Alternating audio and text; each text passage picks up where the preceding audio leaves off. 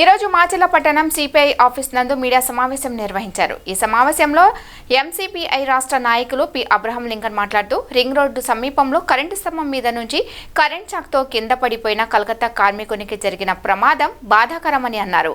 Current స్తంభం ఎక్కిన కార్మికుడు సిల్వర్ పెయింట్ వేస్తుండగా కరెంట్ షాక్ తగలడం అంటే విద్యుత్ అధికారుల నిర్లక్ష్యం కనిపిస్తుందని, కేవలం కనెక్షన్ ఇవ్వడానికే కాదు, ఒకసారిగా ఎక్కినప్పుడు జరిగిన ప్రమాదమూ కాదు. ఒక సిల్వర్ పెయింట్ వేయడం అంటే ఎన్ని గంటలైతే పడుతుందో అన్ని గంటలు కరెంట్ను ఆపాల్సిన అవసరం ఉందని, అలాంటి పరిస్థితులు లేకుండా ఈ ప్రమాదం జరగడానికి కారకులైన కాంట్రాక్టర్ మేస్త్రిపై తగు చర్యలు తీసుకోవాలని డిమాండ్ చేశారు. ఈ రాష్ట్రంలో ప్రభుత్వ సంస్థలలో, ప్రైవేట్ సంస్థలలో కాంట్రాక్టు పనిచేసే కూలీలకు సరైన వేతనం లేదు, నిర్ణీత సమయం లేదు. ఇతర రాష్ట్రాల నుండి వలస కార్మికులుగా వచ్చిన వారిని బానిసలుగా వెట్టిచాకిరీ చేస్తున్నారని సిపిఐ బాబురావు మండిపడ్డారు.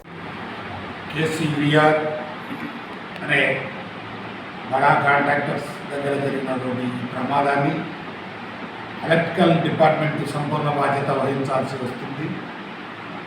అలానే సంస్థ వారు వలస కార్మికులను తీసుకొని వచ్చి వారికి ఎటువంటి నష్టపరిహారం ఇవ్వకుండా, వాళ్ళు ఎటువంటి ప్రశ్నలు వేయకుండా చేసే విధంగా వాళ్ళని బానిసలుగా వర్క్ చేపిస్తున్నారు. కాబట్టి కార్మిక శాఖ వారు వారిని ప్రత్యేకంగా గుర్తించి దేశం లెవెల్లో ఉన్నటువంటి ఈ శ్రమ్ కార్డు లేదు, ఆంధ్రప్రదేశ్ ఇతర రాష్ట్రాల్లో ఉన్నటువంటి భవన నిర్మాణ సంక్షేమ బోర్డు ఏదైతే ఉన్నదో దాంట్లో వచ్చే ఫలితాలు వీళ్ళకు అందేలా వారి పేర్లను నమోదు చేయాలని కార్మిక శాఖ వారికి సోదరులు చెప్పారు.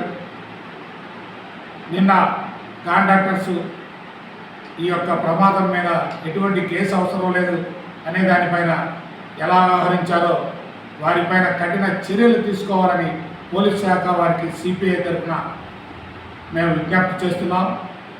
అలానే బాధిత కుటుంబానికి తెలియజేసి ఆ బాధ్యుడికి ఎన్ని రోజులైతే అతను విరామం తీసుకుంటాడో అన్ని రోజులు పూర్తి కూలి వేతనాన్ని ఇవ్వాలని భారత కమ్యూనిస్ట్ పార్టీ తరఫున డిమాండ్ చేస్తున్నామని తెలియజేస్తూ, ఈ కేసీఆర్ సంస్థ దాదాపు 2-3 ఏళ్ల నుంచి చేస్తున్నటువంటి ఈ హైవే పనులలో జరుగుతున్న ప్రమాదాలు చాలా ఉన్నవి. వాటిని రానియకుండా వాళ్ళు తీసుకుంటున్నటువంటి జాగ్రత్త, రాజకీయ అండదండలతో వాళ్ళు చేస్తున్నటువంటి అకృత్యాలు చాలా ఉన్నాయని కూడా మేము హోంశాఖకి అంటే పోలీస్ శాఖకి తెలియజేస్తున్నాం. వారిపైన కూడా బాధితుడికి నష్టపరిహారం ఇచ్చేంత వరకు మేము పోరాటం, బాధితులకి మేము అండగా ఉంటాం. వారిపై కేసు నమోదు చేయాలని పోలీస్ శాఖ వారిని విజ్ఞప్తి చేస్తూ శివగారిని మాట్లాడాల్సిందిగా వచ్చింది. ఈరోజు మాచర్ల పట్టణ సిపిఐ కార్యాలయం నుండి మీడియా సమావేశాన్ని నిర్వహిస్తూ ఉన్నాం. నిన్న రింగ్ రోడ్లో జరిగినటువంటి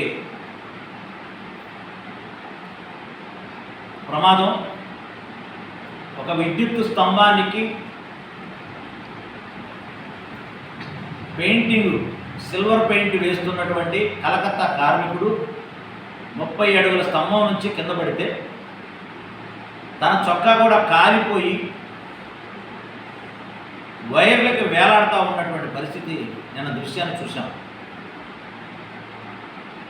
ఈ విషయం మీద వెంటనే హుటాహుటిన కాంట్రాక్టరు గవర్నమెంట్ హాస్పిటల్ తీసుకురావడం, అక్కడ నుంచి మళ్ళా నర్సరావుపేట ఉత్తమ వైద్యం కోసం అనేటువంటి దానికోసం మరి తీసుకెళ్ళడం అనేటువంటి జరిగింది. తిరిగి మరలా నిన్న రాత్రే అతనికి బాగానే ఉందని చెప్పిన తర్వాత మరి అతను తీసుకురావడం చేశారని తెలిసి మరి ఈ రోజున కేసీబీఆర్ కాంట్రాక్టు హైవే పనులు చేస్తున్నటువంటి సబ్ కాంట్రాక్టర్గా పనిచేస్తున్న గోపి ఇతను సబ్ కాంట్రాక్టర్ కేసీఆర్ దగ్గర ఒప్పందం చేసుకుని పనిచేస్తూ ఉన్నాడు.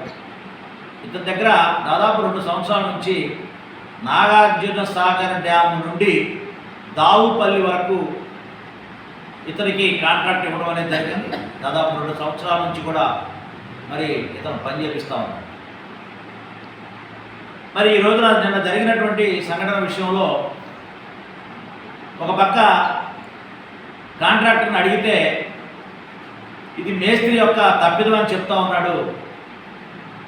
ఇది మేస్త్రి తప్పిదం ఏ విధంగా జరిగింది ఏమిటనేటువంటిది పరిశీలిస్తే ఒక రకంగా వీళ్ళకి తెలుగు రాదు, కలకత్తాకు సంబంధించినటువంటి బెంగాలీ భాష వీళ్ళది. వీళ్ళకి కేవలం హిందీలో మాత్రమే చెబితే కొద్దిగా అర్థమవుతుంది తప్ప కొంత అర్థకాల ప్రశ్నలో కూడా ఉండేటువంటి కాంట్రాక్ట్ పనిచేసేటువంటి వాళ్ళు ఎంతోమంది మన ఆంధ్ర రాష్ట్రంలోకి బీహార్, రాజస్థాన్, అదేవిధంగా ఇతర రాష్ట్రాల ఒరిస్సా నుంచి కూడా ఇక్కడికి వచ్చి పనిచేస్తూ ఉన్నారు. మరి ఈ పనిచేసేటువంటి వాళ్ళ కార్మికుల గురించి పట్టించుకునేటువంటి నాదులే లేకుండా పోయాడు. మరి ఈ రోజున కార్మిక శాఖ కళ్ళు మూసుకుని ఉందని తెలియజేస్తూ ఉన్నాం. కార్మిక శాఖ వారు మరి ఇతర రాష్ట్రాల నుంచి వచ్చేటువంటి కార్మికుల పక్షాన మరి కాంట్రాక్టర్ల వైపు నుంచి ఏ విధమైనటువంటి భద్రత కోసం, సామాజిక భద్రత కోసం ఏ విధమైన ఒప్పందాలు చేసుకున్నారు అనేటువంటిది కూడా ఎవరో పట్టించుకునే పరిస్థితిలో కనపడతారు. అదేవిధంగా విద్యుత్ శాఖ వారు ఒక ప్రభుత్వపరమైనటువంటి శాఖ అయి ఉండి మరి ఒక ప్రాంతంలో పనిచేస్తున్నప్పుడు మరి వాళ్ళు ఆ ఏరియాలో పనిచేసేటువంటి లైన్మెన్ కానివ్వండి, ఏఈ గారు కానివ్వండి, దానికి సంబంధించిన అధికారులు ఎవరైతే డిఈతో సహా మరి నిన్న జరిగినటువంటి సంఘటన మీద కనీసం ఏ విధమైనటువంటి చర్య తీసుకున్నారు, అదేవిధంగా ఇతన్ని కనీసం కేసు కూడా మరి వద్దు అనుకునేటువంటి పరిస్థితుల్లో గవర్నమెంట్ హాస్పిటల్లో కాంట్రాక్ట్ ఉన్నాడని మాకు తెలిసింది. మరి వీళ్ళ గురించి కనీసం ఇన్సూరెన్స్ కూడా లేదు, లేదా ఇన్సూరెన్స్ అమలు అవ్వాలంటే వీళ్ళకి కేసు ఎఫ్ఐఆర్ అయి ఉండాలి. మరి అలాంటి ఇన్సూరెన్స్ కూడా లేకుండా వీళ్ళని గాలికి వదిలేస్తున్నటువంటి పరిస్థితి మనకు కనబడతా ఉంది. విద్యుత్ శాఖలో ఉన్నటువంటి విద్యుత్ ప్రభుత్వ ఉద్యోగులు ఎవరైతే ఉన్నారో దీనికి బాధ్యులుగా వ్యవహరించాల్సినటువంటి అవసరం ఉన్నది.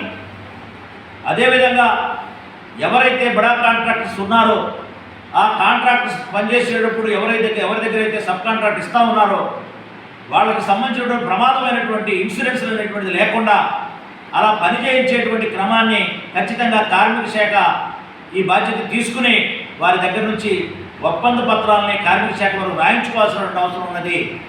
అట్లాగే పనిచేసేటువంటి ప్రతి కార్మికుడి యొక్క పేరు నమోదు చేయాల్సిన అవసరం ఉన్నది. భవన నిర్మాణ కార్మికులకు సంబంధించినటువంటి ఏవైతే మరి ఈ పహచాన్ కార్డు అనేటువంటిది ఏదైతే పనిచేస్తూ ఉందో ఈఎస్ఐకి సంబంధించినటువంటిది, అదేవిధంగా ఈ మధ్య మోడీ గారు ప్రవేశపెట్టినటువంటి మరి వేరే కార్డు కూడా ఉన్నది. ఆ కార్డు కూడా పనిచేసేటువంటి పరిస్థితి లేనప్పుడు ఈ కార్మికుల యొక్క భద్రత ఎవరికి పడుతుంది అనేటువంటిది ఒక ప్రశ్నగా మిగిలింది. కాబట్టి ఈ విషయం మీద ఖచ్చితంగా విద్యుత్ డిపార్ట్మెంట్ వారు కానివ్వండి, అలాగే కేసీఆర్ కంపెనీకి సంబంధించినటువంటి సబ్ కాంట్రాక్టు ఇచ్చినటువంటి గోపి కానివ్వండి, అలాగే కేసీఆర్ కంపెనీ కానివ్వండి పూర్తి బాధ్యత వహించాల్సిన అవసరం అన్నది. ఈ రోజున అతనికి వెనక వైపు వీపు మొత్తం కూడా కాలిపోయి తెల్లగా కనబడతా ఉంది. అదేవిధంగా తలకాయ మీద మరి నొసల దగ్గర నుంచి పగిలింది, అక్కడ దాదాపు 7-8 కుట్లు కూడా పడ్డటువంటి పరిస్థితి కూడా కనబడతా ఉంది.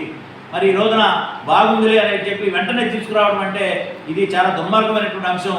కేవలం కనీసం ఒక 10 రోజులైనా ఒక వారమైనా కానీ అతన్ని హాస్పిటల్లో ఉంచకుండా తీసుకురావడం అనేటువంటిది ఒక దుర్మార్గమైనటువంటి విషయం అనేది తెలియజేస్తూ ఉన్నాం.